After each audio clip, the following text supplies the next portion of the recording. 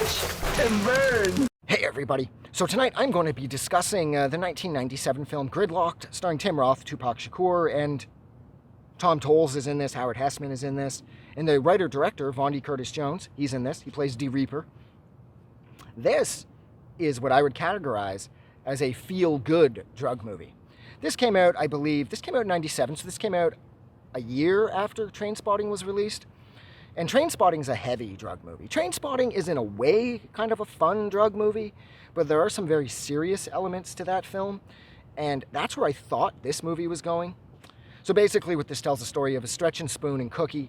They are in a jazz fusion sort of spoken word band called 8 Mile Road, and Stretch is played by Tim Roth, and Spoon, of course, is played by Tupac Shakur, who unfortunately would pass away 4 months prior to this film's release, so he wouldn't even get to see this movie go up.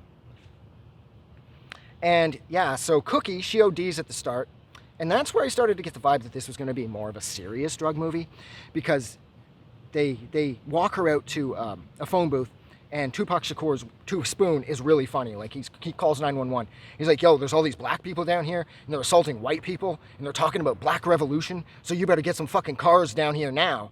And he, like, leans out to Stretch, and he's like, they're on their way, as he's holding up Cookie in the phone booth, who is dying, essentially. And then it cuts to the three of them, Stretch, Spoon, and Cookie, all standing in the phone booth, and the camera pans back slowly, implying that the ambulance is not showing up. And so it was at that moment that I was kind of like, oh no, is this going to be another rough drug movie? Because I'm cool with that, because like heavy drug movies are some of the best, oh my God, some of the best cinema you can take part in. But fuck, they're heavy. Like, emotionally speaking, the weight is just so great that I'm like, uh-oh. So they get Cookie to the hospital, and for the entire movie, she's unconscious, and we're not really sure what her fate is going to be. But then the rest of the film is about Stretch and Spoon trying to get clean. They're trying to give up their drug habit, and they're trying to go to all these different government rehab facilities around the city, and they can't get admitted. It's all this, like, this movie turns, like, this is pure Kafka. Like, this movie gets so Kafka-esque. Like, they're bogged down in red tape so fast. Like, they go to place A. No, they don't do drug rehab anymore. They just do alcoholics.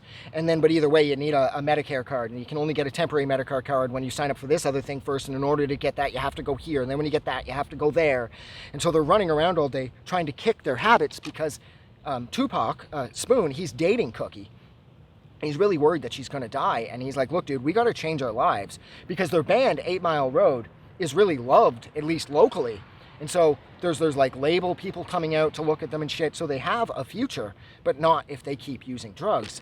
So the entire movie is Stretch and Spoon looking to get into rehab, all the while trying to dodge D. Reaper, played by the writer-director Vaughn Curtis Jones, who is out to get them now that they've ripped him off, and Tupac knocked him unconscious with a box filled with a brick.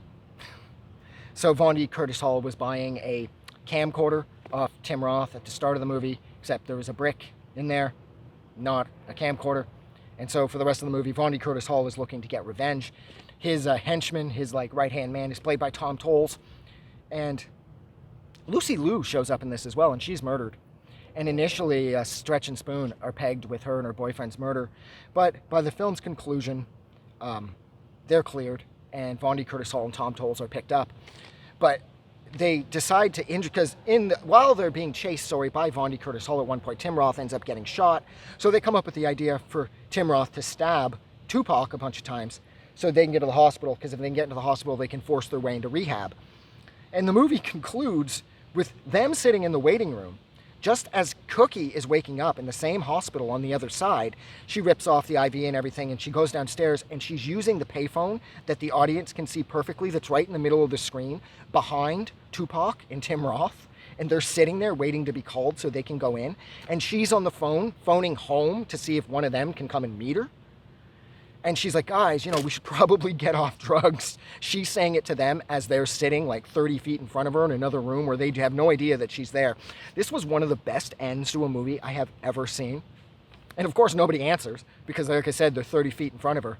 And she's like, oh man, don't tell me you're going to make me walk. And she just hangs the phone up and walks off just as Spoon, Tupac, is being called in. And the movie ends with him saying, oh, Jesus Christ, it's about fucking time. And that's how the movie ends. And this movie was so incredibly fun, and in a lot of ways kind of positive, because they did spend the entire time trying to get clean, and the movie concludes with all three of them coming to their individual decisions that they need to get clean, they need to get off drugs. And these three, like Stretch, Spoon, and Cookie, are ridiculously close. And Hall decided to show this in the most like unique way. At the one point where they're at a club just before they go out and perform, they're all in the bathroom together, and Cookie pees in front of them, and then Stretch and Spoon piss into the same toilet, staring, like looking at each other as they're doing it, while she's like getting rid of her cigarette and everything, which just shows in the oddest but most unique way that they are one cohesive unit.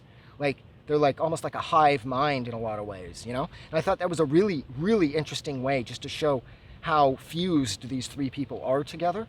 I loved that too. This movie's a blast. Everything about this movie kicks ass. Like, everything about this is amazing. And it looks like Tupac I don't know if Tupac Shakur knew how to play the bass guitar, or if he learned how to play the bass guitar, because that is him playing the bass at the end. At first you just see hands, of course, and then you're like, yeah, they do that a lot because the actor can't play the instrument, so they fake it. But then the camera slowly pans back and you see Tupac playing the bass. And they play an entire song at the end, and I'm pretty sure it's Tupac actually playing the bass guitar, which was amazing too.